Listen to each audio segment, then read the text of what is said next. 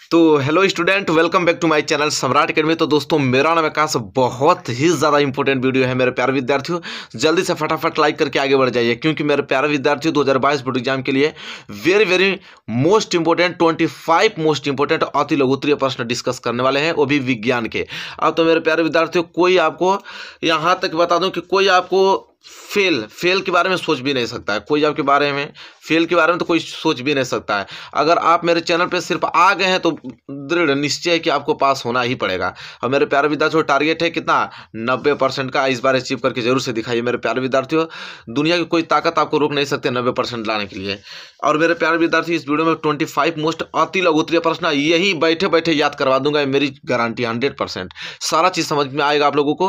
और 2500 क्वेश्चन अभी जस्ट याद हो जाएगा आप लोगों को। इतना मोस्ट इंपोर्टेंट है कि आपको बताया क्या जाए। ठीक है, 25 से बाहर आने वाले कोई प्रश्न बाहर नहीं है। ठीक है, सभी प्रश्न अगर तैयार कर लेते हैं तो समझ लीजिए कि 2022 बोर्ड एग्जाम में साइंस में अब तहलका मचाने वाले हैं आप। ठीक है, इस बात की गारंटी हमारी है। जैसे कि आप लोग जानते हैं कि जो मैं कहता हूँ वो करके दिखाता हूँ। ठीक है, बस आपको बस पढ़ के याद करके जाना अच्छे से। 90% हमारे चैनल से लेकर आना ही है। चलिए, पहला प्रश्न देखते हैं मेरे प्यारे विद्यार्थियों।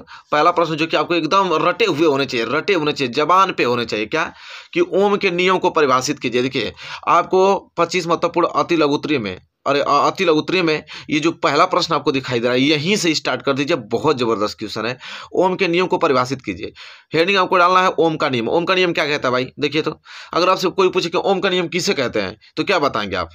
ठीक है, तो देखिए, यदि किसी चालक की भौतिक अवस्था विशेषता जैसे ताप में कोई परिवर्तन न हो तो उसमें से होकर बहने वाली विद्युत धारा सिरों पर लगाए गए विभवांतर के अनुक्रमणपाती होता है। ठीक है, कह रहा है कि उसमें बहने वाली धारा सिरों के बीच लगाए गए विभवांतर के अनुक्रमानुपाती होता है। कह रहा है कि यदि किसी चालक की भौतिक अवस्था ताप में कोई परिवर्तन न किया जाए, ताप में कोई परिवर्तन नहीं किया जाए तो उसमें बहने वाली जो विद्युत धारा होगी, ठीक है, वह दोनों सिरों के बीच लगाए गए विभवांतर के अनुक्रमानुपाती होगा। ठीक है, तो इसका मतलब ये क्या कहना चाह रहा है? ओम का नियम कहना क्या चाहता है? देखो, ओम का नियम कहता है कि अगर मान लीजिए कि किसी विद्युत परिपथ को यहाँ से सेल वगैरह बैटरी से कुंजी उंजी लगाकर एक परिपथ तैयार कर दिया जाए।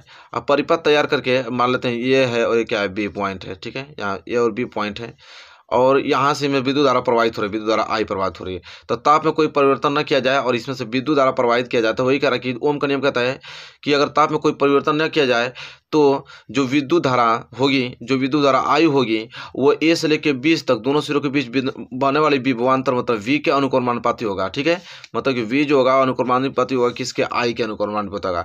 मतलब कि जैसे जैसे धारा बढ़ेगी तो विभवांतर भी वैसे बढ़ता जाएगा। इसका मतलब ये चीज़ है, धारा बढ़ेगी तो विभवांतर भी बढ़ता जाएगा। इसका मतलब यह समझ में आ गया ना? तो यही ओम का नियम है। तो ओम का नियम क्लियर हो गया ना आप लोगों को?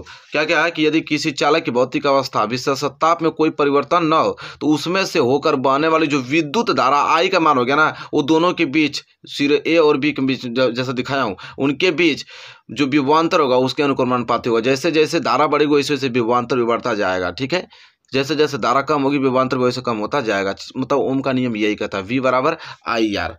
यहाँ से फॉर्मूला निकलता है वी बराबर आई आर। ठीक है, वही ओम का नियम होता है। तो क्लियर हो गया? देखिए, 2 लाइन का है भाई, एकदम दिमाग में फिट हो गया ना, वी बराबर आई बार। कोई पूछे आपसे कि चलो बताओ कि ओम का नियम किसे कहते हैं? ओम का नियम उसे कहते हैं कि अगर उसके ताप में कोई जैसे कोई यदि कोई चालक है, उसकी भौतिक अवस्था जैसा ताप में कोई परिवर्तन न किया जाए तो जो उसमें बहने वाली विद्युत धारा आई होगा ना, तो उनके बीच, दोनों सिरों के बीच लगे गए विभवांतर के अनुक्रमणपाती होता है। बस यही ओम का नियम होता है, बात खत्म। बस याद हो गया ना? चलिए, क्वेश्चन नंबर दूसरा, आइए तो फटाफट। क्वेश्चन नंबर दूसरा क्या है कि फ्लेमिंग के दाएं हाथ का नियम बताइए। देखिए, बहुत ज़्यादा इंपॉर्टेंट है कि फ्लेमिंग के दाएं हाथ का नियम बताना है। तो देखिए, फ्लेमिंग के दाएं हाथ का नियम कहता क्या है, मैं एकदम प्रैक्टिकल आपको दिखाने वाला हूँ। तो पहले पढ़ लेता हूँ। कह रहा है कि इस नियम के अनुसार यदि दाएं हाथ का अंगूठा उसके पास की कहा तर्जनी अंगुली तथा मध्यमा अंगुली को परस्पर एक दूसरे के लंबवत फैलाकर इस प्रकार रखे कि तर्जनी जो अंगुली चुंबकीय क्षेत्र की दिशा में तथा अंगूठा चालक की गति की दिशा में हो, तो मध्यमा अंगुली जो होता है वो चालक में धारा की दिशा बताएगी। ठीक है, तो जो मध्य वाली उंगली होगी किसको बताएगी? तो चालक में धारा की दिशा बताएगी। अब कह रहा है कि अपने दाएं हाथ को इस प्रकार लेके इस प्रकार आपको सेट करना है। ठीक है, सेट क्या करना, मैं फिगर ही बना दूं, आपको समझ में आ जाएगा। देखिए, यहाँ पे ये कहना क्या चाहता है, फिगर कैसे बनेगा। ये आपका दाएं हाथ है, ये आपका अंगूठा बना रहा हूँ मैं। ठीक है, समझने की कोशिश कीजिए। चित्र बना भी सकते हैं, एग्जाम में चित्र बना लेंगे तो बहुत अच्छा रहेगा। ठीक है,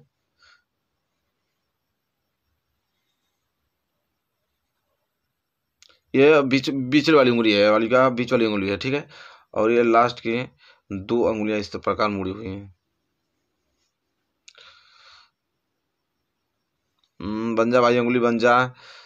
काला थोड़ा काला तो आता नहीं है, लेकिन फिलहाल बनाने की कोशिश कर रहा हूँ आप लोगों को समझाने के लिए। ठीक है, ये आपका दायां हाथ है। देखिए कह रहा है कि दायां हाथ इस प्रकार घुमाया है कि अंगूठे के जो सामने वाली तर्जनी वाला अंगुली है उसको सीधा करके और बीच वाली उंगली को थोड़ा टेढ़ा किया हुआ है और 2 उंगली को मोड़ा हुआ है। ठीक है, ये आपका दायां हाथ है। क्या है? दायां हाथ। तो वही दायां हाथ में कह रहा है कि जो ये अंगूठा होता है ना, ये अंगूठा किसको दर्शाता है? तो चालक की गति को, चालक की गति को ये अंगूठा दर्शाता है। और जो सीधी, अब जो ये वाला तर्जनी के पास वाला, अंगूठे के तर्जनी के पास वाला अंगुली, ये वाला अंगुली आपको दिखाई दे रहा है, ये वाला, ये अंगुली चुंबकीय क्षेत्र को दर्शाता है। किसको? चुंबकीय, आप लोग लिख लीजिएगा, चुंबकीय क्षेत्र को। किसको? चुंबकीय क्षेत्र को। और यह जो बीच वाली उंगली मुड़ी हुई है, यह प्रेरित धारा को दर्शाती है। किसको? धारा को दर्शाती है, प्रेरित धारा को दर्शाती है। ठीक है, आई होप आपको एकदम चीज़ क्लियर हो गया होगा कि हाँ क्या चीज़ है। ठीक है, कोई डाउट आप लोगों को नहीं होना चाहिए। ये प्रकार से देखा जाए तो ये चीज़, इसको शॉर्टकट में इस तरह समझ लीजिए, यह इस तरह तीर बना हुआ है, ये इस तरह। तो इसका मतलब ये होता है कि यह किसको दर्शाता है? गति को। और ये किसको? चुंबकीय क्षेत्र को। ये लाइन लाइन जो है तो चुंबकीय क्षेत्र को, और ये जो नीचे होती है प्रेरित धारा को दर्शाती है, प्रेरित धारा को। तो देखिए हाथ बना के हमने समझा दिया। अब तो तब ये चीज़ समझा गया ना, तो ये वाला एकदम आसान समझ में आ जाएगा। वही चीज़ लिखा था इस नियम के अनुसार। ये दाएं हाथ का अंगूठा, देखिए अंगूठा देखे ना आप लोग, तो दाएं हाथ का जो अंगूठा था उसके पास की तर्जनी जो अंगुली सीधी इस तरह मैंने किया था। ठीक है, उसके पास की तर्जनी अंगुली तथा माध्यमा अंगुली, माध्यमा अंगुली क्या है? जो प्रेरित धारा को दर्शाती है, बीच वाली अंगुली। तो लंबवत और माध्यमा अंगुली को परस्पर एक दूसरे के लंबवत फैलाकर इस प्रकार रखेगी। देखिए इस तरह फैलाकर लंबवत इस प्रकार रखा कि तर्जनी जो अंगुली होगी, तर्जनी अंगुली जो इस तरह था, तो तर्जनी अंगुली किसको दर्शा रहा था? तो चुंबकीय क्षेत्र को। ठीक, वही तो लिखा है, चुंबकीय क्षेत्र को। तथा अंगूठा, अंगूठा किसको दर्शा रहा था? तो चालक की गति को। देखे ना, अंगूठा किसको दर्शा रहा था? चालक की गति को दर्शा रहा था। और माध्यमा अंगुली, बीच वाली अंगुली जो इस तरह मुड़ी हुई थी, वो चालक में धारा की दिशा को बता रहा था। तो यही तो फ्लेमिंग के दाएं हाथ का नियम कहता है। आराम से पढ़िए, थोड़ा वक्त ही लगेगा ये वीडियो में ना, लेकिन आपको कंसेप्ट तो पूरा क्लियर हो रहा है ना। अब प्रश्न तो ये भाई कि एग्जाम में आना तय है। कोई दिक्कत है आप लोगों को बताइए, थोड़ा सा भी तकलीफ होगा तो बताइएगा। तो हमको तो लगता है कि फ्लेमिंग का दाएं हाथ का नियम अच्छे तरीके से आपको एकदम समझ में आ गया। कोई कहेगा फ्लेमिंग का दाएं हाथ तुरंत ऐसे बनाइए मोड़ कर, इस तरह देखिए था, तुरंत बता देंगे भाई जो अंगूठा है ना, यह चालक की गति को दर्शाता है। ठीक है, और ये वाला जो आपको उंगली है, तर्जनी वाला जो सीधी रखे हैं, ये चुंबकीय क्षेत्र को। ये मध्यमा उंगली जो मुड़ी हुई है, ये किसको? प्रेरित धारा को दर्शाती है। बात खत्म, यही है भाई फ्लेमिंग के दाएं हाथ का नियम। चलिए क्वेश्चन नंबर तीसरा क्या है? तरफ क्वेश्चन नंबर तीसरा very very most important question है। क्या बोला है कि जैव मात्रा पर संक्षिप्त टिप्पणी लिखिए। बहुत मोस्ट इंपोर्टेंट क्वेश्चन मेरे प्यारे विद्यार्थी। जैव मात्रा बहुत बार एग्जाम में आता है, समझ लीजिए, कॉमन क्वेश्चन है, बहुत एग्जाम में आता है। एक बार जो मैं बोल दिया उसको सत्य मान लीजिए कि हाँ भाई 100% ये बात सही है। जैव मात्रा पर संक्षिप्त टिप्पणी लिखना है। अब नंबर है 2 नंबर की मिलने वाला है, तो बहुत कम शब्दों में संक्षिप्त टिप्पणी करेंगे क्योंकि 2 नंबर का ही क्वेश्चन है। कह रहा है कि वह परंपरागत ऊर्जा का स्रोत है। कह रहा है कि जो मात्रा होता है ना, यह परंपरागत ऊर्जा का स्रोत होता है। लकड़ी, फसलों के अवशेष, गन्ने के छिलके, गाय के गोबर के उपले आदि को घरों तथा उद्योगों में ईंधन के रूप में उपयोग में लिया जाता है, जिसे जैव मात्रा कहते हैं। इसे क्या कहते हैं? जैव मात्रा कहते हैं।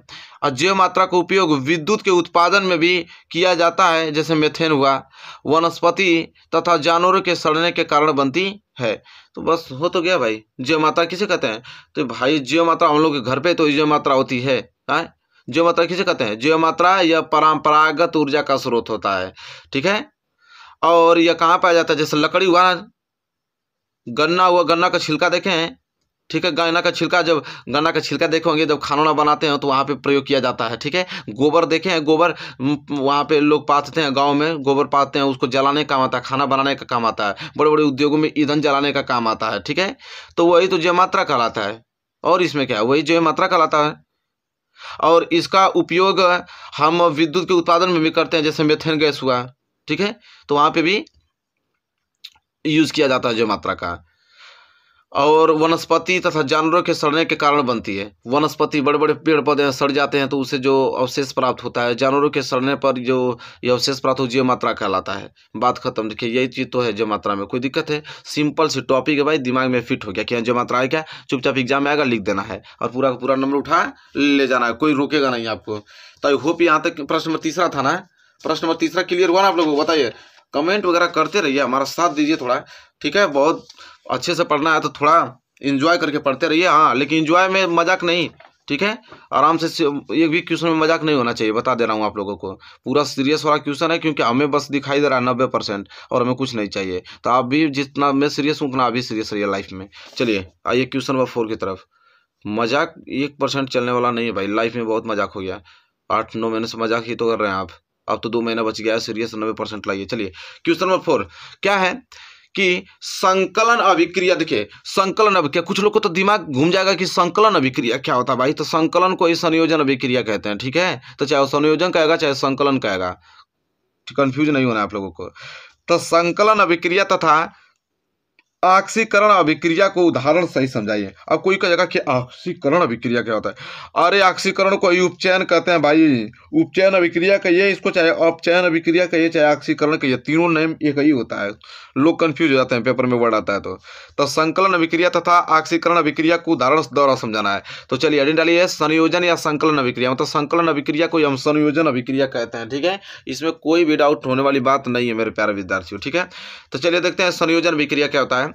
तो संयोजन अभिक्रिया में एक से अधिक अभिकर्मक परस्पर संयुक्त होकर एकल उत्पाद निर्मित करते हैं। अरे मेरे प्यारे विद्यार्थियों, क्या ये प्रश्न पूछ दिया भाई। संयोजन अभिक्रिया, जब 2 या 2 से अधिक उत्पाद मिलेगा ना और एक कंपाउंड बनाएगा ना, संयोजन अभिक्रिया तो कहलाएगा। जैसे में यहाँ पे बुझा हुआ चूना कैल्शियम ऑक्साइड है, ठीक है? कैल्शियम ऑक्साइड है और दूसरा हमारा जल। तो देखिए दो अभिकर्मक यहाँ पे ज्वाइंट हो गया और अभिक्रिया करके सिर्फ एक ही तो उत्पाद बना रहा है, बुझा हुआ चूना कैल्शियम हाइड्रोक्साइड CaOH ट्वाइस, ठीक है? तो 2 या 2 से अधिक, कोई जरूरी नहीं कि 2 ही रहेगा, 2 से अधिक भी हो सकता है। तो 2 या 2 से अधिक अभिकर्मक मिलकर एक उत्पाद बनाए, उसे हम कहते हैं संयोजन अभिक्रिया। बात खत्म। यहाँ पे एग्जाम्पल भी हमने लिख दिया, तो क्लियर हो गया ना? देखिए चलिए दूसरा है ऑक्सीकरण अभिक्रिया भी पूछा था। तो ऑक्सीकरण को हम कहते हैं उपचयन कहिए या तो ऑक्सीकरण या अपचयन कहिए, तीनों नाम याद हो जाना चाहिए, तीनों में से कोई पूछ सकता है। देखिए ऑक्सीकरण पूछ दिया ना, किसी में आपको उपचयन पूछ देगा, किसी में आपको अपचयन पूछ देगा, तो कंफ्यूज नहीं होना है, ठीक है?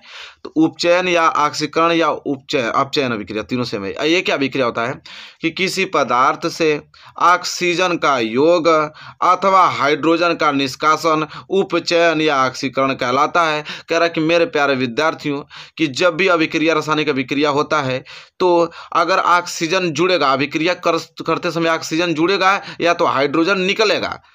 दो ही चीज होता है, ऑक्सीजन या तो जुड़ेगा या तो हाइड्रोजन निकलेगा, तो वहां पे ऑक्सीकरण अभिक्रिया होता है। बस कितना सिंपल है। देखिए सोडियम ऑक्सीजन, यह 2 अभिक्रिया करके बना दिया 2Na2, मतलब सोडियम ऑक्साइड बना दिया, ठीक है? अब मेरे प्यारे विद्यार्थियों देखिए यहाँ पे क्या है, यहाँ पे सिर्फ था सोडियम। अब सोडियम में ऑक्सीजन जुड़ गया तो ऑक्सीजन का योग हुआ ना, तो देखिए ऑक्सीजन का योग होगा या तो हाइड्रोजन का निष्कासन, मतलब हाइड्रोजन उसमें से निष्कासित हो जाएगा। यही ट्रिक होती है अपचयन, ऑक्सीकरण या उपचयन अभिक्रिया का। तो देखिए यहाँ पे सोडियम था, अब सोडियम अकेले है लेकिन यहाँ पे सोडियम के साथ ऑक्सीजन जुट गया, तो सोडियम किसके साथ अभिक्रिया किया? ऑक्सीजन के साथ। तो या तो ऑक्सीजन जुड़ेगा तो हाइड्रोजन निकलेगा, तो उस समय जो अभिक्रिया होता है उससे बोलते हैं उपचयन या अपचयन या ऑक्सीकरण बोलते हैं। एग्जाम्पल नोट कर लीजिए।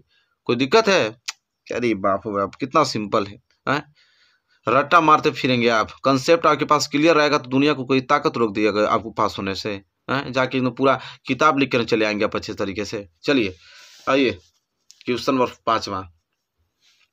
क्वेश्चन नंबर 5वां क्या है कि मेंडलीफ के आवर्त नियम और आधुनिक आवर्त नियम में क्या मौलिक अंतर है? किसी आवर्त के 2 लक्षण भी लिखिए।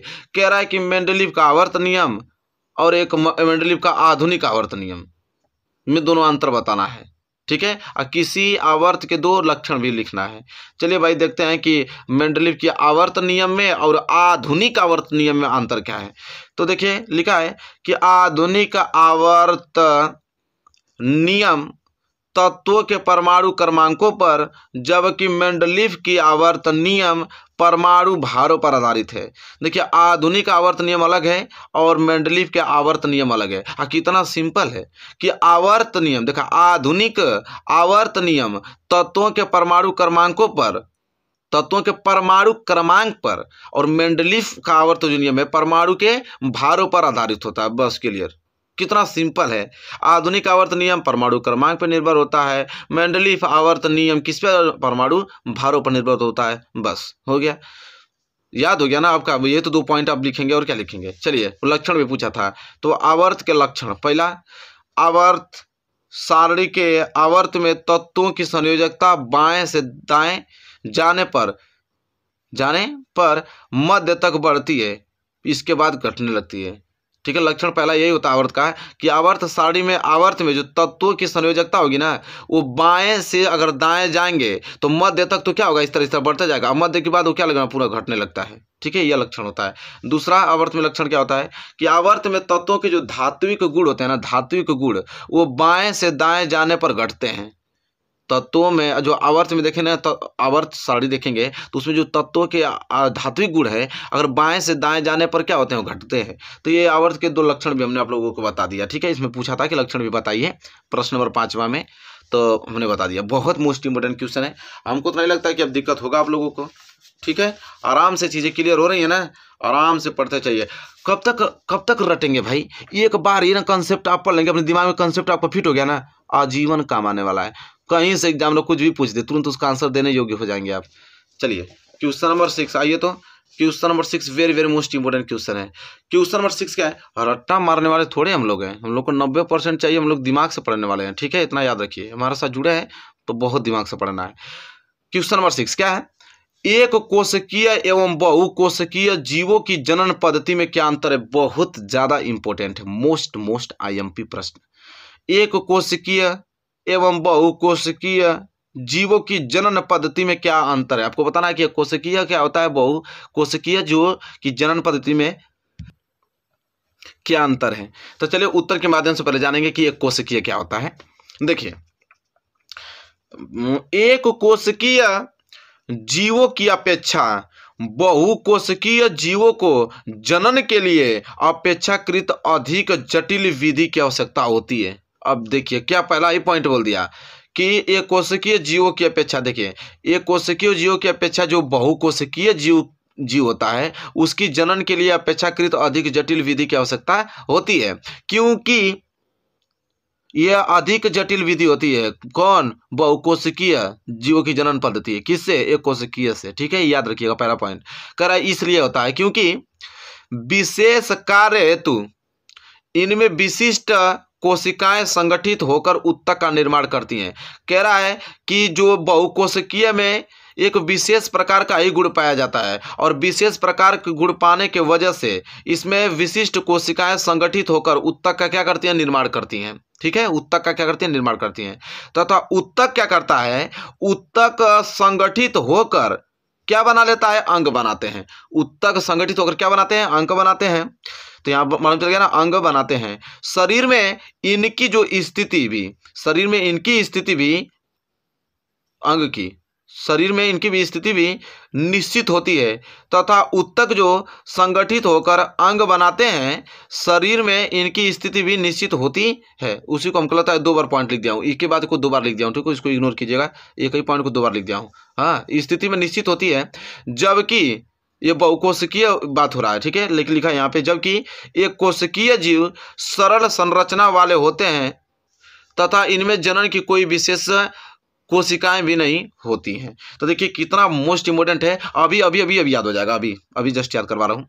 कह रहा है कि एक कोशिकीय बहुकोशिकीय में अंतर पूछा था, आप तुरंत उसका उत्तर देंगे कि एक कोशिकीय की अपेक्षा जो बहुकोशिकीय जो होता है, बहुकोशिकीय जीव जनन बहुत ही अधिक जटिल अभिक्रियाशील होता है। ठीक है, क्योंकि इसमें कुछ विशेष कार्य पाए जाते हैं, और विशेष इसमें कार्य पाने की वजह से इसमें कोशिकाएं संगठित होकर उत्तक का निर्माण करती हैं, और उत्तक संगठित होकर अंग का निर्माण करता है। और कह रहा है कि शरीर में इनकी स्थिति भी क्या होती है, निश्चित होती है। तथा उत्तक संगठित होकर संगठित होकर किसका निर्माण करते हैं, अंग का बनाते हैं। ठीक है, तो यहाँ तक तो क्लियर हो गया था। फिर कह रहा है कि लेकिन एक कोशिकीय जीव जो होता है वो सरल संरचना वाले होते हैं तथा इनमें जनन की कोई विशेष कोशिका भी नहीं होती है। बस देखिए तो कितना याद हो गया, बस बहुत प्यारा प्रश्न था और आपको क्लियर हो गया होगा कि एक कोशिकीय बहुकोशिकीय में अंतर क्या है। ठीक है, एकदम से अच्छे से लिखा हूँ, बताया भी आप लोगों को एक एक पॉइंट। क्लियर हो गया ना। चलिए क्वेश्चन नंबर 7 की तरफ बढ़ेंगे। मेरे प्यारे विद्यार्थियों, पूरा प्रश्न याद कर जाइए। प्रश्न number 7 very very most important. प्रश्न नंबर 7 है कि निम्न स्थितियों में प्रयुक्त दर्पण का प्रकार बताइए। यहाँ पे 3 पॉइंट दिया करा है कि बताइए तीनों केस में कौन कौन से दर्पण यूज होगा। पहला कि किसी कार का अग्रदीप हेडलाइट, हेडलाइट का मतलब कि जो आप बाइक चलाते हैं आगे का जो हेडलाइट लगा होता है उसमें किस दर्पण का प्रयोग होता है, ये पूछा है। फिर दूसरा कि किसी वाहन का पश्च दृश्य, गाड़ी चलाते हैं साइड मिरर जो बगल में लगा रहता है, देखते हैं कि पीछे से कोई आ रहा है कि नहीं आ रहा है। ठीक है, उसको बोलते हैं क्या, साइड मिरर। तो कह रहा है कि साइड मिरर में कौन सा दर्पण लगा होता है। फिर तीसरा है कि सौर भट्ठी, सौर भट्ठी में किस प्रकार का दर्पण लगा होता है, ये पूछा है। तो ये तीनों का उत्तर आपको देना है। ठीक है, कह रहा है कि अपने उत्तर की पुष्टि कारण सहित आपको बताना है कि हाँ अगर हो रहा है तो क्यों हो रहा है, कारण सहित। तो चलिए पहला कह रहा है कि पहला का उत्तर क्या होगा, किसी कार का अग्रदीप जो हेडलाइट लगे तो किसी कार के आगे का है तो वो किस दर्पण का होता है। ठीक है, तो वह किस दर्पण का बना होता है, तो अवतल दर्पण लगा होता है उसमें। तो पहला का उत्तर क्या लिखेंगे, अवतल दर्पण, क्योंकि यह प्रकाश का शक्तिशाली किरण पुंज प्रदान करता है। ठीक है, अवतल दर्पण किरणों को क्या करता है मेरे प्यारे विद्यार्थियों, फैलाता है। किरणों को क्या करता है, फैलाता है, इसलिए हम वहां पे प्रयोग करते हैं। जैसे में ये देखिए गाड़ी का ये हेडलाइट है तो किरण फैलागा तो यहाँ पे इस तरह किरण फैलागा तो दूरी अधिक दिखाई देगी, यहाँ तक अधिक क्षेत्र दिखाई देगा, इसलिए हम लोग कार के हेडलाइट पे अवतल दर्पण का यूज करते हैं। ठीक है, अवतल दर्पण क्योंकि किरणों को फैलाता है, उसे अभिसारी कहते हैं, अभिसारी लेंस भी कहते हैं अवतल दर्पण को। अभिसारी मतलब फैलाना। ठीक है, तो क्लियर हो गया ना। तो इसलिए हम कारण भी पूछा था ना भाई, कारण तो बताना ही पड़ेगा ना। इसलिए क्योंकि यह किरण पुंज प्रदान करता है, किरण पुंज मतलब कि एक विस्तारित किरण पुंज प्रदान करता है। दूसरा कि किसी का वाहन का पश्च दृश्य में कौन सा लगा होता है, मतलब साइड मिरर में, तो वहां पे उत्तल दर्पण का यूज होता है, क्योंकि उत्तल दर्पण यूज करते हैं क्योंकि यह सीधा अपितु छोटा आभासी प्रतिबिंब बनाता है तथा इनकी पुष्टि क्षेत्र भी अधिक होता है। कह रहा है उत्तल दर्पण का प्रयोग करते हैं साइड मिरर में, क्योंकि भाई देखिए वो उत्तल दर्पण सीधा प्रतिबिंब बनाता है, एक छोटा सा प्रतिबिंब बनाता है, तो दूर से आती हुई भी कोई वस्तु आपको एक छोटा सा इमेज बना के उस आपको शीशे में दिखा देगा। ठीक है, वो भी सीधा दिखाएगा कि पीछे से गाड़ी क्यों आ रही है। ठीक है, कौन कौन सी गाड़ी आ रही है पीछे आप देख सकते हैं। ठीक है, तो इसीलिए हम क्या करते हैं कि किसी वाहन का जो साइड मिरर होता है उसमें हमेशा उत्तल दर्पण का यूज होता है। किसका, उत्तल दर्पण का। कोई कहेगा क्यों, तो बता देगा क्योंकि भाई वो सीधा प्रतिबिंब आभासी प्रतिबिंब बनाता है, वस्तु से वो छोटा बनाता है। ठीक है, और इसलिए हम वहाँ पे करते हैं एक छोटे से क्षेत्र में उस चीज़ को अच्छे से दिखा देता है, इसलिए हम उत्तल दर्पण का यूज करते हैं। रीजन भी बताते चलिएगा आराम से, इसमें रीजन भी पूछा है। फिर कह रहा है कि सौर भट्ठी, सौर भट्ठी में किसका यूज करते हैं, तो सौर भट्ठी में तो अवतल दर्पण का यूज होता है। अवतल दर्पण क्योंकि यह सूर्य के प्रकाश को क्षेत्र में केंद्रित करता है, सूर्य के प्रकाश के क्षेत्र में केंद्रित करता है, इसलिए हम किसका प्रयोग करते हैं, अवतल दर्पण का यूज करते हैं। ठीक है, तो यहाँ पे प्रश्न बहुत ज्यादा इंपॉर्टेंट था। क्लियर हो गया ना कि किस सिचुएशन में कौन सा दर्पण यूज करते हैं, यह प्रश्न मोस्ट इंपोर्टेंट था। अब प्रश्न नंबर 7वां था, क्लियर हो गया होगा। ठीक है, चलिए प्रश्न नंबर 7वां ना। अब आइए प्रश्न नंबर 8वें की तरफ आइए, तो देखिए क्या है भाई। चलिए प्रश्न नंबर 8वां क्या बोल रहा है, वायु में जलाने से पहले मैग्नीशियम रिबन के फीते को साफ क्यों किया जाता है। कह रहा है कि वायु में भी जलाने से पहले, अभी वायु से जलाने से पहले मैग्नीशियम के फीते को साफ क्यों किया जाता है। वेरी मोस्ट इंपोर्टेंट प्रश्न है। तो भाई क्यों साफ किया जाता है देखते हैं। कह रहा है कि मैग्नीशियम की अभिक्रियाशीलता अधिक होने के कारण यह वायुमंडलीय ऑक्सीजन तथा नमी से अभिक्रिया करके मैग्नीशियम ऑक्साइड तथा हाइड्रा ऑक्साइड की एक अक्रिय परत बना लेती है। अतः मैग्नीशियम धातु को जलाने से पूर्व इसे रेत पत्र, जिसे सैंड पेपर, बालू पेपर कहते हैं, उससे रगड़कर हटाना आवश्यक है। मेरे प्यारे विद्यार्थियों, कह रहा है कि वायु में जलाने से पहले मैग्नीशियम रिबन के फीते को साफ क्यों किया जाता है। ठीक है, ये है मान लीजिए एक पेन है, ये है आपका मैग्नीशियम।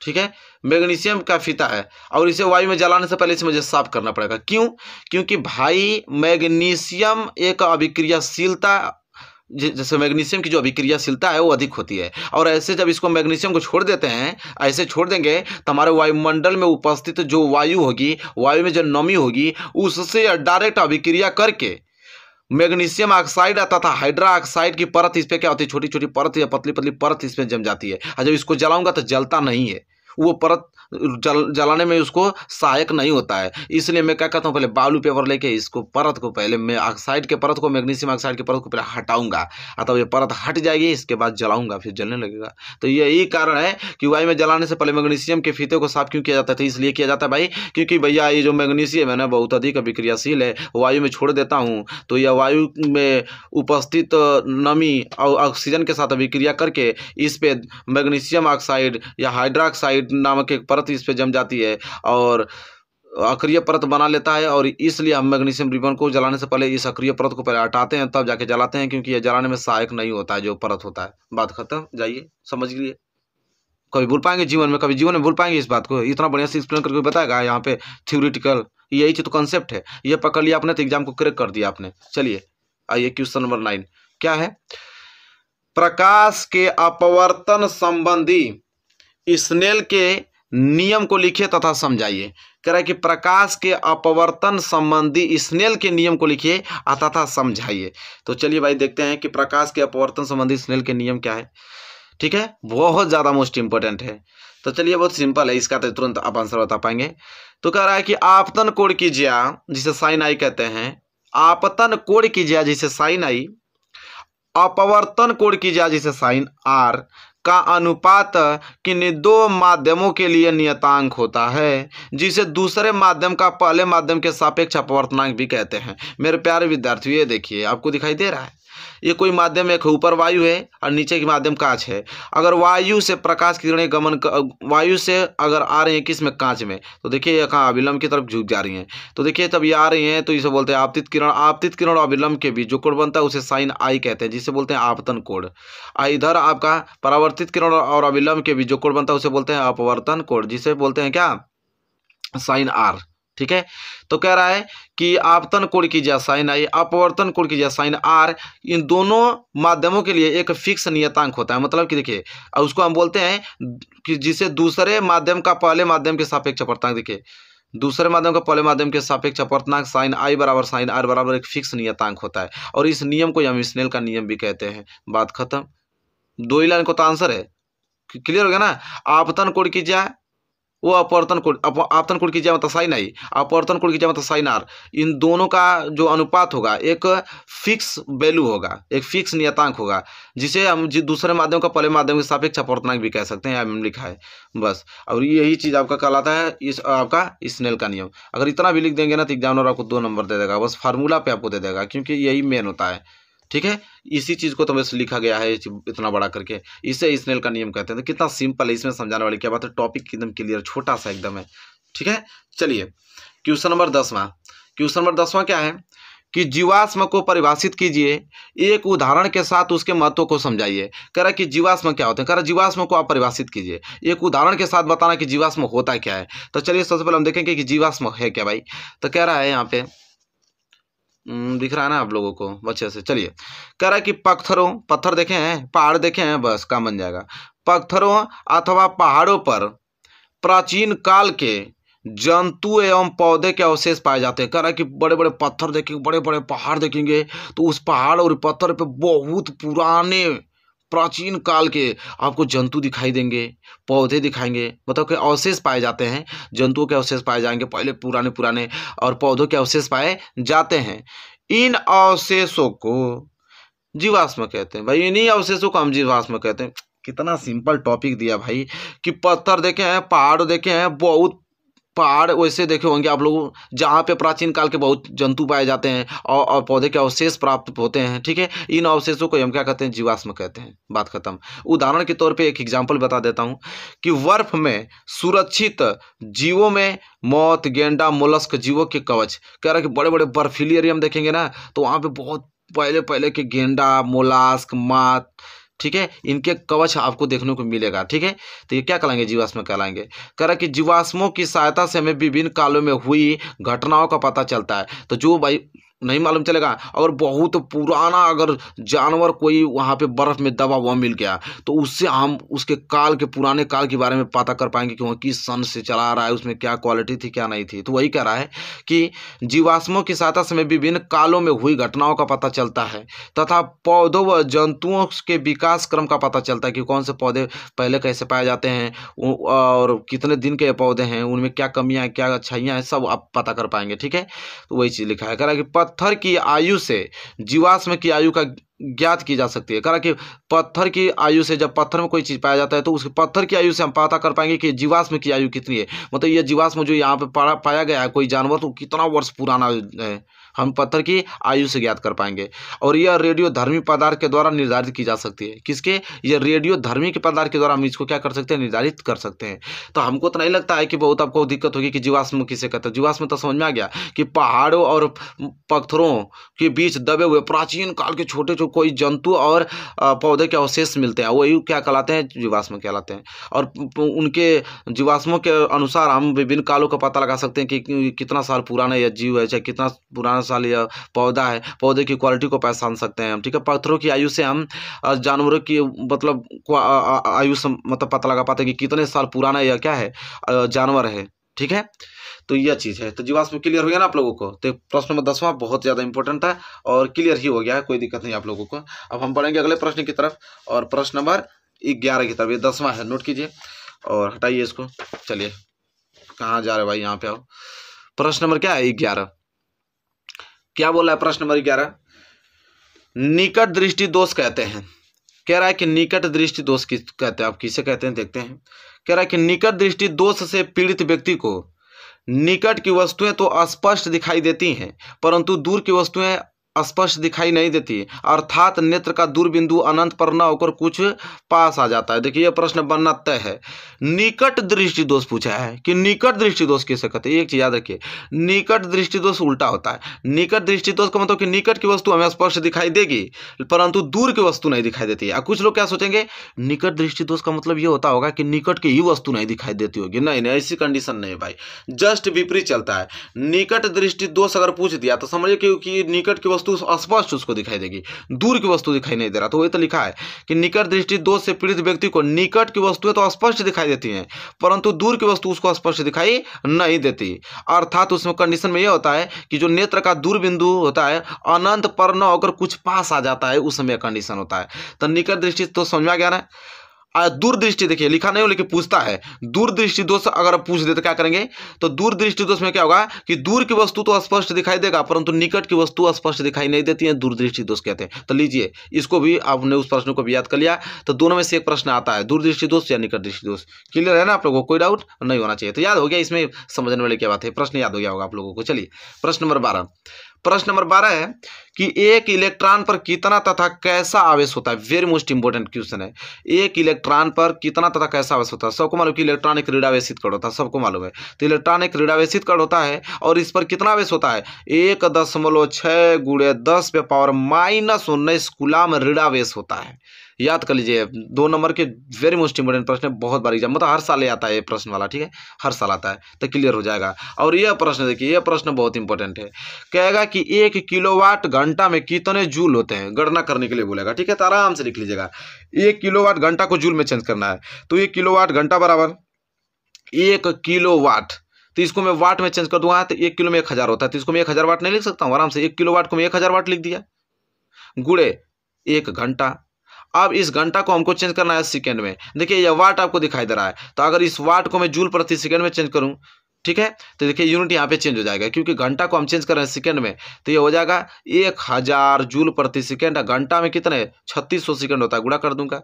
अब देखिए यहाँ इसका गुणा हो जाएगा तो हो जाएगा 36 से कम 36, 3 0 2 0 5 0। ठीक है, इतना आ जाएगा आपका। इतना को मैं क्या लिख सकता हूँ, 3.6 × 10⁻⁶ नहीं लिख सकता हूँ आराम से, इतना जूल।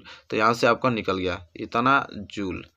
तो कोई आपसे पूछेगा कि आपसे एग्जाम में पूछेगा डायरेक्ट कि 1 किलोवाट घंटा में कितने जूल होते हैं, तो क्या बताएंगे 3.6 × 10⁻6 जूल होता है। ठीक है, निकल के कहाँ से आते हैं, यहाँ से लिख लीजिएगा। 1 किलोवाट को पहले हमने 1000 वाट लिख दिया प्लस 1 घंटा लिख दिया। 1 घंटा में 3600 सेकंड हुआ, तो 3600 सेकंड हुआ तो यूनिट चेंज हो जाएगी, तो जूल प्रति सेकंड था, ये हो जाएगा 1000 जूल प्रति सेकंड। 3600 को गुणा हमने 1000 में किया तो इतना आया, इसको मैं लिख सकता हूँ 3.6 × 10⁻6 जूल। क्लियर है ना, छोटा प्रश्न है, इंपॉर्टेंट प्रश्न है। ठीक है, बना लीजिएगा इसको। चलिए और आगे बढ़ेंगे। प्रश्न नंबर क्या है 14। चलिए प्रश्न नंबर 14 है, वेरी वेरी मोस्ट इंपोर्टेंट है। संतुलित आहार किसे कहते हैं? कह रहा है कि संतुलित आहार किसे कहते हैं? तो वह भोजन, संतुलित आहार बहुत मोस्ट इंपोर्टेंट है। संतुलित आहार होता है, संतुलित आहार का भोजन किया जाए भैया आदमी स्वस्थ हो जाएगा। चलिए देखते हैं संतुलित आहार क्या है। वह भोजन जिसमें भोजन के सभी घटक वसा, कार्बोहाइड्रेट, विटामिन, प्रोटीन, खनिज, लवण आवश्यक तथा संतुलित मात्रा में उपस्थित हो, संतुलित आहार कहते हैं। कितना सिंपल बात कह दिया। कह रहा है कि वह भोजन जिसमें भोजन के सभी घटक, वह भोजन कोई भोजन है, उस भोजन में अगर वसा, कार्बोहाइड्रेट, विटामिन, प्रोटीन, खनिज, लवण, जल आवश्यक हो, सभी पाया जाए और संतुलित मात्रा में उपस्थित हो, उसे हम कहेंगे संतुलित आहार। क्लियर तो हो गया, छोटा सा पॉइंट दिया था, संतुलित आहार क्लियर हो गया। ठीक है, ये क्वेश्चन नंबर 14 था, आई होप क्लियर हो गया होगा। चलिए क्लियर हो गया, क्या होगा तो याद है आप लोगों को। संतुलित आहार में मतलब कि जो कार्बोहाइड्रेट, वसा, विटामिन, जल, लवण जो है वो एक सभी होना चाहिए, लेकिन एक संतुलित मात्रा में होना चाहिए, बस संतुलित आहार कहलाएगा। ये देखिए कह रहा है कि एथाइन का इलेक्ट्रॉन बिंदु सूत्र लिखिए। अभी हमसे पूछा है कि एथाइन का इलेक्ट्रॉन बिंदु सूत्र, तो देखिए एथाइन आइन आइन जब भी जुड़ जाएगा, एथाइन का होता है C2H2, ये हाइड्रोकार्बन है, इसको हाइड्रोकार्बन भी कहते हैं। हाइड्रोकार्बन में क्या होता है? हाइड्रोकार्बन वो होता है जिसमें हाइड्रोजन और कार्बन के परमाणु सिर्फ, उसको हाइड्रोकार्बन कहते हैं, तो हाइड्रोकार्बन है एथाइन। अब इसका इलेक्ट्रॉन बिंदु संरचना, इलेक्ट्रॉन बिंदु मतलब समझिए जिसमें आयन लग गया, समझ लीजिए कि उसमें ट्रिपल बॉन्ड ज्वाइंट होता है, ट्रिपल बॉन्ड बनाता है। तो देखिए कार्बन कितना है 2, तो 1 कार्बन 2 कार्बन, लेकिन आयन है तो ट्रिपल बॉन्ड से इसको जोड़ देंगे। आयन है तो कितने बॉन्ड से? ट्रिपल बॉन्ड से। ठीक है, क्लियर हो गया। तो ये ट्रिक होता है, आयन ट्रिपल बॉन्ड से ज्वाइंट होता है, तो ये भी ट्रिपल बॉन्ड से ज्वाइंट हो गया। लेकिन हाइड्रोजन कितना है 2, तो 1 हाइड्रोजन इसके साथ, क्योंकि कार्बन की संयोजकता कितनी होती है 4, कार्बन की संयोजकता 4 होती है, तो 3 इधर बन गया और 1 इधर, 4 हो गया। ये भी 4 इसका पूरा हो गया कार्बन का, इधर भी कार्बन का 4, 3 थे इसके लिए, इस 3 या ये किया 4 बन गया संयोजकता। हाइड्रोजन अलग अलग जोड़ दिया हमने, तो यहाँ देखिए 2 कार्बन 2 हाइड्रोजन हो गया। अब इसका हमको इलेक्ट्रॉन बिंदु संरचना, तो इलेक्ट्रॉन बिंदु संरचना का मतलब समझते हैं क्या होता है कि कार्बन की संयोजकता कितनी होती है 4, लेकिन उसके बाहरी कोष में इलेक्ट्रॉन की संख्या होनी चाहिए 8। ठीक है, और हाइड्रोजन की संयोजकता होती है 1, लेकिन इलेक्ट्रॉन की पहली कोष में इलेक्ट्रॉन की संख्या कितनी होनी चाहिए 2। तो ये पढ़े नहीं है क्या आप लोग? इलेक्ट्रॉन की पहली बाहरी कोष में इलेक्ट्रॉन की संख्या 2 होना चाहिए, दूसरी कक्ष में इलेक्ट्रॉन की संख्या 8 होनी चाहिए। ठीक है, तो ये बताइए कि कार्बन है, कार्बन की संयोजकता 4 होती है, तो पूरा करने के लिए 4 चाहिए ना, तो मतलब कितना, इसको 8 होना चाहिए। और हाइड्रोजन का संयोजकता होता है 1, तो कम से कम बाहरी कोष में तो इलेक्ट्रॉन 2 होना चाहिए, तो ये 1 से काम नहीं चलेगा, 1 और इसको चाहिए, तो हाइड्रोजन 2 पूरा करेगा। तो वही चीज़ देखिए यहाँ पे इस प्रकार बनाना है आपको, यह आकृति आपको समझा इस प्रकार बनाना है। देखिए कार्बन का कितना होता है 4, तो 1 2 3 4, इसके लिए 4, एक कार्बन के लिए 4, तो 1 2 3 4। अब क्या किया है यहाँ पे कि हाइड्रोजन कितना होता है 1, तो 1 हाइड्रोजन को चाहिए तो 1 और हमने दे दिया। हाइड्रोजन का संयोजकता 1, तो हाइड्रोजन को 2 चाहिए तो 1 और दे दिया। अब यहाँ पे हाइड्रोजन 2 बना लिया, ये भी हाइड्रोजन देखिए 2 बना लिया, तो हाइड्रोजन की संयोजकता पूरा ना 2 इसका 2 इसका, कार्बन का देखिए इसका पूरा मिक्स कर दिया। कार्बन का होना चाहिए 8, तो देखा है 6 और 6 2 8 हो गया। इस वाला में देखिए इस भी कार्बन का 8 होना चाहिए, तो इसमें का 6 और 2 8 हो गया। तो ये आपका एथाइन का इलेक्ट्रॉन बिंदु संरचना इस प्रकार लिखा जाता है। क्लियर हो गया ना आप लोगों को? चलिए तब डिटेल में चैप्टर पढ़ाया गया होता ना, तो मैं पूरा आप लोगों को थ्योरेटिकल समझाता कि कैसे बनता है, लेकिन फिलहाल मोस्ट इंपोर्टेंट क्वेश्चन पे ध्यान देना है, तो आपको क्लियर केस समझ में आ गया होगा। ठीक है, चलिए ये क्वेश्चन नंबर 15 था। चलिए question number 16 very most important क्या है कि नाभिकीय संलयन को परिभाषित कीजिए। चलिए देखते हैं कि नाभिकीय संलयन होता क्या है। नाभिकीय संलयन को परिभाषित करना है। कह रहा है कि 2 हल्के नाभिकों के परस्पर, देखिए नाभिकीय संलयन 2 हल्के नाभिकीयों के परस्पर संयुक्त होकर एक भारी नाभिक बनाने की प्रक्रिया को नाभिकीय संलयन कहते हैं। नाभिकीय संलयन किसे कहते हैं? 2 हल्के हल्के नाभिक हैं, एक हल्का नाभिक है हल्का, अब दोनों हल्के हल्के नाभिक को जोड़कर एक संयुक्त कर एक भारी नाभिक बना दूंगा, तो इस प्रक्रिया को हम नाभिक संलयन कहते हैं। कितना सिंपल टॉपिक है। और इस अभिक्रिया में बहुत अधिक ऊर्जा उत्सर्जित होती है और इस ऊर्जा पर नियंत्रण नहीं किया जा सकता है। उसी को हम नाभिकीय संलयन कहते हैं। कितना अच्छी चीज़ है। दो हल्के हल्के नाभिक हैं, दो हल्के हल्के नाभिकों को परस्पर जोड़ दूंगा, संयुक्त करके एक भारी नाभिक बना दूंगा, उसी को हम नाभिकीय संलयन करेंगे। ऐसा करने में बहुत ज़्यादा अधिक ऊर्जा खर्च होती है, ठीक है। इस ऊर्जा पर नियंत्रण नहीं किया जा सकता भाई, रोक नहीं लगा जा सकता, बहुत ही ज़्यादा ऊर्जा खर्च होगी, ठीक है, नाभिकीय संलयन बनाने के लिए। तो क्लियर हो गया ना। प्रश्न नंबर कितना 16वां क्लियर। चलिए प्रश्न नंबर 17 की तरफ आइए। प्रश्न नंबर 17 है, पुरुषों में पाए जाने वाले लिंग गुणसूत्र का वितरण दीजिए। कह रहा है कि पुरुषों में पाए जाने वाले लिंग गुणसूत्र कौन होते हैं, पुरुषों में कौन से लिंग गुणसूत्र पाए जाते हैं, एक्सप्लेन करना है, ठीक है। तो चलिए देखते हैं भाई कि पुरुषों में हम लोग में कौन सा लिंग गुणसूत्र पाया जाता है। चलिए आप लोगों की बात है, गुप्त वाली बात है, ठीक है। चलिए पढ़िए।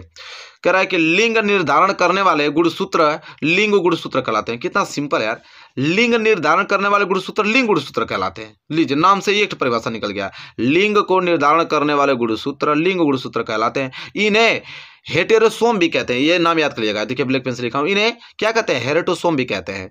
और लिंग गुणसूत्र नर और मादा दोनों में अलग अलग होते हैं, आप में अलग लड़कियां में अलग होती हैं। और यह प्राय किस रूप के पाए जाते हैं, यक्ष और वाई गुणसूत्रों कहलाते हैं। यह यक्ष और वाई गुणसूत्र में पाए जाते हैं। मनुष्य में जो लिंग निर्धारण इन्हीं गुणसूत्रों द्वारा होता है। मनुष्य में जो लिंग का निर्धारण होता है गुणसूत्र का, वो यक्ष और वाई मतलब इन्हीं गुणसूत्रों के द्वारा होता है। पुरुषों में पाए जाने वाले लिंग गुणसूत्र क्या होता है, यक्ष वाई होता है। देखिए तो पुरुषों में पाए जाने वाले लिंग गुणसूत्र क्या होता है, यक्ष और वाई होता है। तो अब तो हमको तो क्लियर हो गया होगा कि आप लोगों को समझ में आ गया होगा ये बातें कि पुरुषों में पाए जाने वाले लिंग गुणसूत्र क्या होता है। तो पुरुषों में पाए जाने वाले लिंग गुणसूत्र यक्ष और वाई होता है, ठीक है। तो देखिए सिंपल याद हो गया ना। लिंग निर्धारण करने वाले गुणसूत्र को लिंग गुणसूत्र कहते हैं, इसे हेटेरोसोम भी कहते हैं।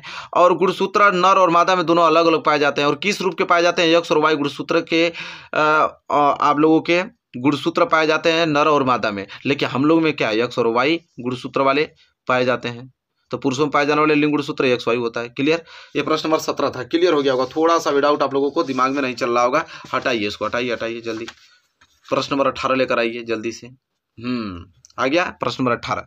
क्या बोल रहा है प्रश्न नंबर 18 कि तेल तथा वसायुक्त खाद्य पदार्थों को नाइट्रोजन से प्रभावित क्यों किया जाता है। कह रहा है कि जो तेल होता है और वसायुक्त खाद्य पदार्थों को नाइट्रोजन से प्रभावित क्यों किया जाता है, ठीक है, यह प्रश्न है। तो चलिए देखते हैं भाई क्यों किया जाता है। कह रहा है कि तेल व वसायुक्त पदार्थ बनने के कुछ घंटों के उपरांत वायु की उपस्थिति में ऑक्सीकृत हो जाने के कारण दूषित हो जाते हैं। इसका मतलब समझ रहे कितना अच्छी पॉइंट लिखा है, अभी आपको इतना बढ़िया नॉलेज मिलेगा। कह रहा है कि तेल है चाहे वसायुक्त कोई भी पदार्थ है, अगर वो पदार्थ बन गया तो बनने के कुछ घंटे बाद उसको अगर छोड़ देंगे ना तो वायु में उपस्थित ऑक्सीजन के साथ अभिक्रिया करके वो दूषित खराब हो जाता है।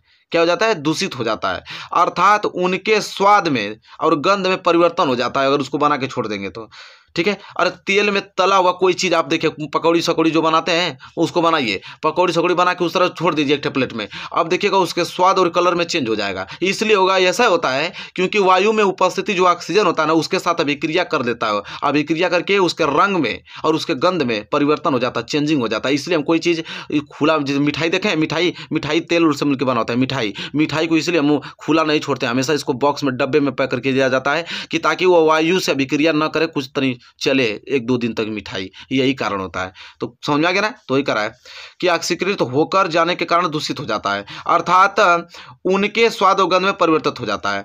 यह प्रक्रम क्या कहलाता है, विकृत गंधिता कहलाता है। ऐसा होना है, उसके रंग में और गंध में परिवर्तन हो जाना क्या कहलाता है, विकृत गंधिता कहलाता है।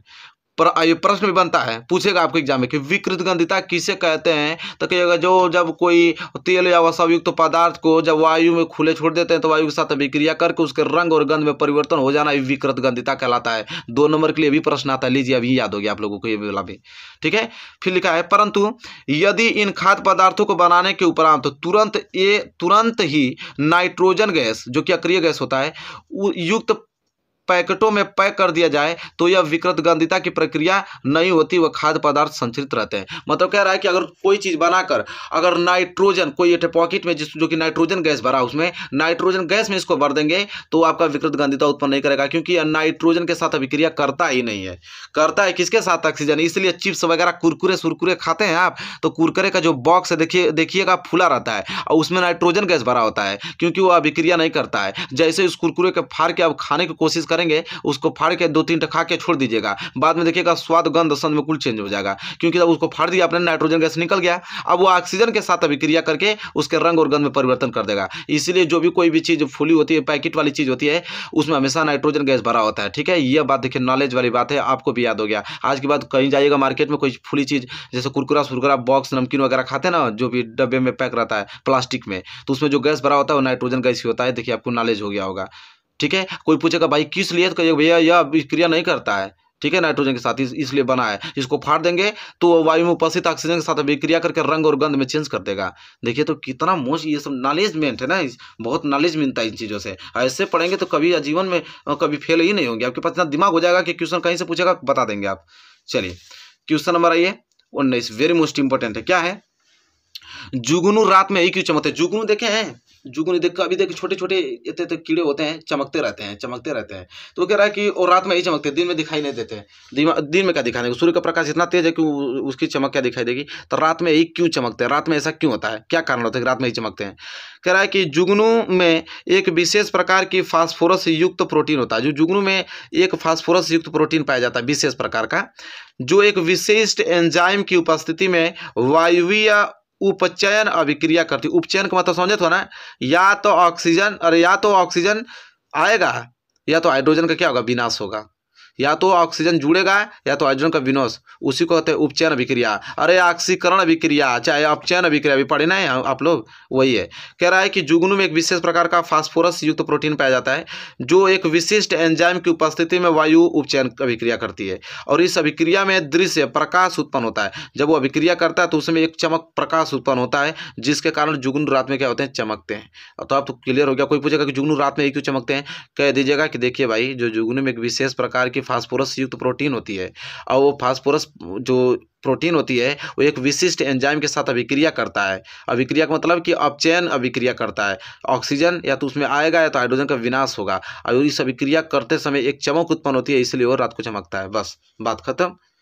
प्रश्न नंबर 19 क्लियर हो गया ना। प्रश्न नंबर 20 की तरफ आइए।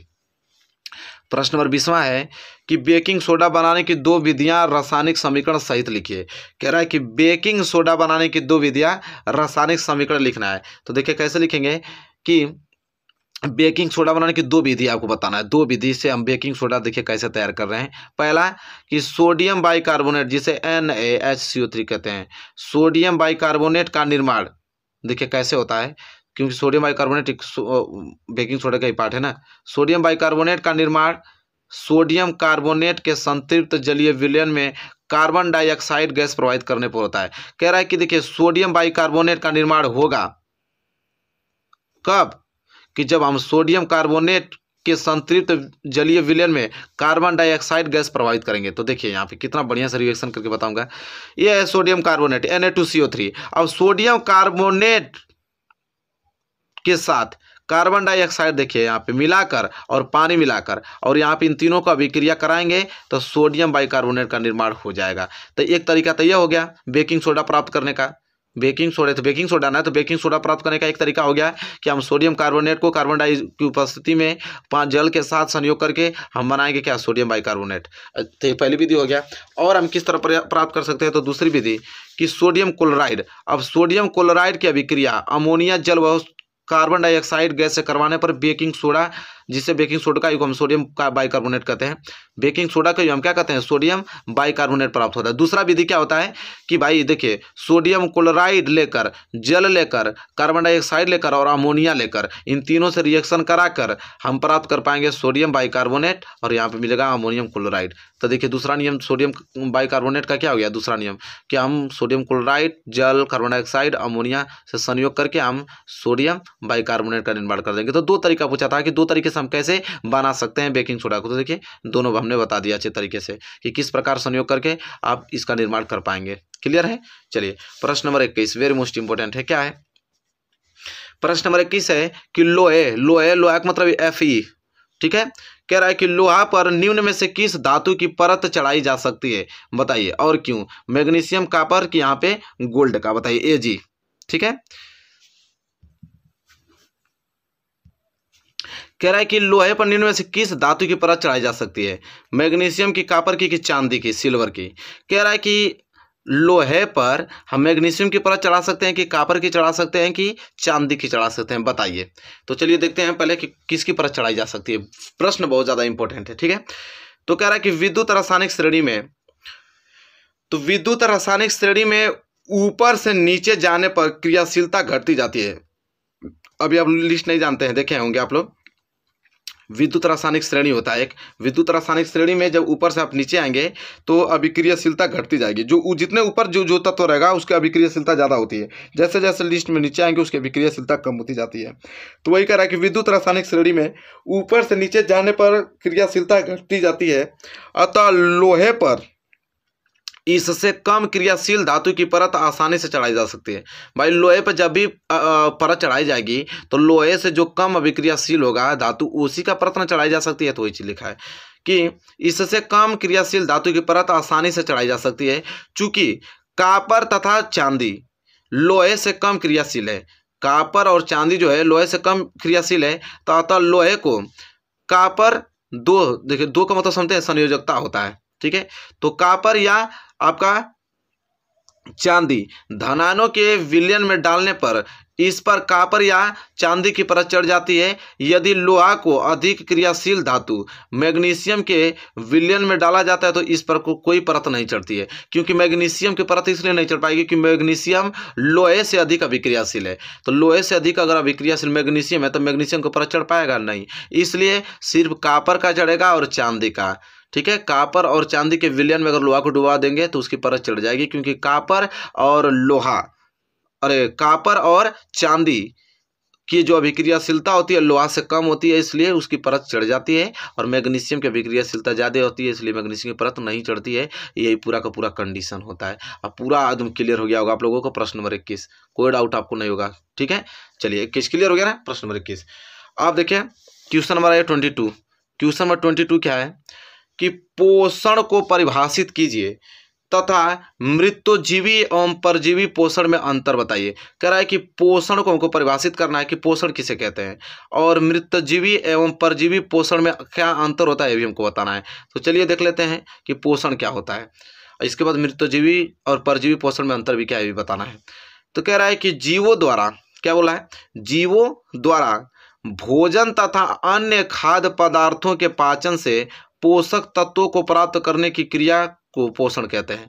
कह रहा है कि जीव द्वारा भोजन तथा अन्य खाद्य पदार्थों के पाचन से जो पोषक तत्व प्राप्त करने की क्रिया को हम क्या कहते हैं, पोषण कहते हैं, ठीक है। तो क्लियर हो गया ना आप लोगों को पोषण, यहाँ तक बस आसान है, ठीक है।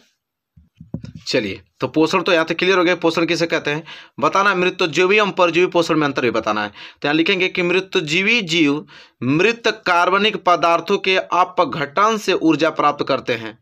मृत्युजीवी जो जीव होते हैं वो मृत कार्बनिक पदार्थों से अपघटन से ऊर्जा प्राप्त करते हैं, जैसे में जीवाणु हुआ, कवक हुआ। जबकि परजीवी बड़े पोषक पर आश्रित रहते हुए उनसे निरंतर क्या करते हैं, पोषण प्राप्त करते हैं, जैसे टीनिया हुआ, जोक, अमर, बेल।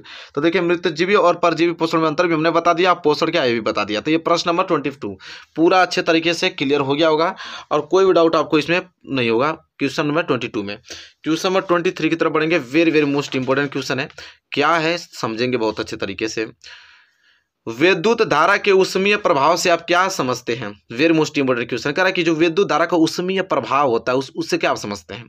तो देखिए लिखेंगे कि विद्युत धारा के प्रभाव से, विद्युत धारा के प्रवाह से किसी चालक तार के ताप बढ़ने की घटना को विद्युत धारा का ऊष्मीय प्रभाव कहते हैं। जैसे ये आपका तार है तो विद्युत धारा इसमें अगर बहेगी तो विद्युत धारा के प्रभाव से अगर किसी चालक तार की अगर ताप बढ़ रही है तो ताप बढ़ने की घटना को, ठीक है, ताप बढ़ने की जो विद्युत धारा का जो घटना है उसको हम विद्युत ऊष्मीय प्रभाव कहते हैं। मतलब विद्युत धारा के प्रभाव से किसी चालक तार के ताप बढ़ने की घटना को हम क्या कहते हैं, विद्युत धारा उसका ऊष्मीय प्रभाव कहते हैं, ठीक है। वही चीज बता रहा हूँ। जैसे विद्युत बल्ब, हीटर, इस्त्री तथा विद्युत आर्क आदि विद्युत धारा के उसमें प्रभाव पर कार्य करते हैं। जैसे देखेंगे विद्युत बल्ब कितना हीट होने लगता है, ठीक है। हीटर देखते हैं ना, कितना हीट होने लगता है। विद्युत आर्क हुआ, विद्युत धारा के उसमें प्रभाव पर ये कार्य करते हैं, ठीक है। तो क्लियर हो गया विद्युत धारा के उसमें प्रभाव किसे कहते हैं। ठीक है। विद्युत धारा को उसमें प्रभाव से कहते हैं कि विद्युत धारा जैसे ही प्रभावित करूंगा किसी चालक में तो उसका ताप क्या होगा, बढ़ने लगेगा। ताप बढ़ने की घटना को या विद्युत धारा को उसमें प्रभाव कहते हैं। बस क्लियर हो गया क्वेश्चन नंबर 23। क्लियर। चलिए कोई डाउट आपको नहीं ना क्वेश्चन नंबर 23 में, नहीं होना चाहिए। क्वेश्चन नंबर 24 की तरफ बढ़ चलते हैं। क्वेश्चन नंबर 24 क्या है कि जल संरक्षण क्या है, विस्तार पूर्ण समझाइए। वेरी वेरी मोस्ट टाइम पे प्रश्न है कि जल संरक्षण क्या है। तो ये देखते हैं कि जल संरक्षण होता क्या है, विस्तार पूर्वक से समझाना है ना। चलिए देखते हैं भाई। तो जल संरक्षण या संग्रहण का अर्थ वह स्थानीय क्षेत्र से है जहां वर्षा का जल भूमि पर गिरता है या प्रवाहित तो होता है में जल का संग्रहण करना है। ठीक है, में जल का संग्रहण करना है। कह रहा है कि जल संरक्षण किसे कहते हैं। तो जल संरक्षण किसे कहते हैं, तो जल संरक्षण या संग्रहण का अर्थ वह स्थानीय क्षेत्र से है जहां वर्षा का जल भूमि पर गिरता हो, प्रवाहित होता है। जल का संग्रहण करना राजस्थान की परंपरागत जल संग्रह पद्धति खादिन है। कह रहा है कि राजस्थान में जो परंपरागत जल का संग्रह है वो पद्धति जो है वहाँ पे खादिन है, वहाँ पे अत्यधिक पद्धति पाई जाती है। कह रहा है कि जल को संग्रहित करके सिंचाई अथवा भूमि का जल स्तर बढ़ाने हेतु प्रयोग किया जाता है। जल को संग्रहित इकट्ठा कर कर भूमि के जल स्तर पर बढ़ाने हेतु प्रयोग किया जाता है, उसकी सिंचाई के लिए तथा रोजमर्रा की जल आवश्यकताओं को पूर्ण करने में किया जाता है। जल संरक्षण मतलब जल को इकट्ठा करके किसी चीज़ में यूज कर देना। ठीक है, वो जल संरक्षण कहलाता है। ठीक है, तो आई होप क्लियर हो गया होगा जल संरक्षण किसे कहते हैं। ठीक है, यहां तक नोट कर लीजिए जल संरक्षण। प्रश्न बहुत ज्यादा आईएमपी प्रश्न है। ठीक है, चलिए लास्ट प्रश्न की तरफ बढ़ेंगे और वो प्रश्न क्या है उसको देखते हैं। वो लास्ट प्रश्न यह है कि प्रदूषण क्या है, इसके विभिन्न प्रकारों के नाम लिखिए। चलिए बताना कि प्रदूषण क्या है, बहुत मोस्ट इंपोर्टेंट है। तो पर्यावरण में उपस्थित व अवांछित या हानिकारक तत्व जो सजीवों पर प्रत्यक्ष या अप्रत्यक्ष रूप से दुष्प्रभाव डालते हैं प्रदूषक कहलाते हैं।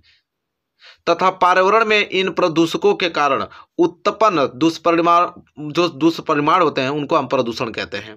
प्रदूषण के विभिन्न प्रकार जैसे जल प्रदूषण हुआ, मृदा प्रदूषण हुआ, वायु प्रदूषण हुआ, वायु प्रदूषण को 2 बार लिख दिया, वायु प्रदूषण हुआ, ध्वनि प्रदूषण हुआ, यह सब प्रदूषण के प्रकार है। तो प्रदूषण आपको समझ में आया क्या होता है कि पर्यावरण में उपस्थित हमारे इस पर्यावरण में उपस्थित बहुत हानिकारक तत्व पाए जाते हैं जो कि सजीवों पर प्रत्यक्ष और अप्रत्यक्ष रूप से प्रभाव डालते हैं और वो प्रभाव डालना प्रदूषक कहलाता है। क्या कहलाता है, प्रदूषक कहलाता है। तथा पर्यावरण में इन प्रदूषकों के कारण हमारे पर्यावरण में उत्पन्न दुष्परिमाण का मतलब कि उसे नुकसान पहुंचाना। ठीक है, इफेक्ट मतलब बुरा इफेक्ट पड़ना उससे प्रदूषण कहलाता है। और ये प्रदूषण इन रूपों में पाया जाता है। जल प्रदूषण उसको हम कहेंगे, मृदा प्रदूषण के रूप में पाया जाता है, वायु प्रदूषण के रूप में पाया जाता है, ध्वनि प्रदूषण के रूप में पाया जाता है। तो ये प्रदूषण के प्रकार हो गए। तो यह चीज था। तो मेरे प्यारे विद्यार्थियों क्लियर हुआ ना 25 नंबर क्वेश्चन। तो आई होप क्लियर हो गया होगा। तो देखिए हमने 25 महत्वपूर्ण प्रश्न बताया। अब इससे बाहर जा सकता है भाई, आप कोई चीज रटवाया हूँ बताइए, हर एक चीज को मैंने कंसेप्चुअल पढ़ाया ना, आप लोगों को दिमाग में फिट हो गया। ये 25 क्वेश्चन कभी भी आपको एग्जाम में आ जाएगा तो इसका उत्तर आप आसानी से दे पाओगे, आपके पास इतना दिमाग तेज हो गया है। तो मेरे प्यारे विद्यार्थियों वीडियो आपको कैसी लगी बताइएगा लास्ट में जरूर से। वीडियो पसंद आया तो लाइक कीजिए, चैनल पर नया तो चैनल को सब्सक्राइब करके बेल आइकन को प्रेस कर लीजिए। मिलेंगे एक प्यारे से नेक्स्ट वीडियो में, तब तक के लिए धन्यवाद।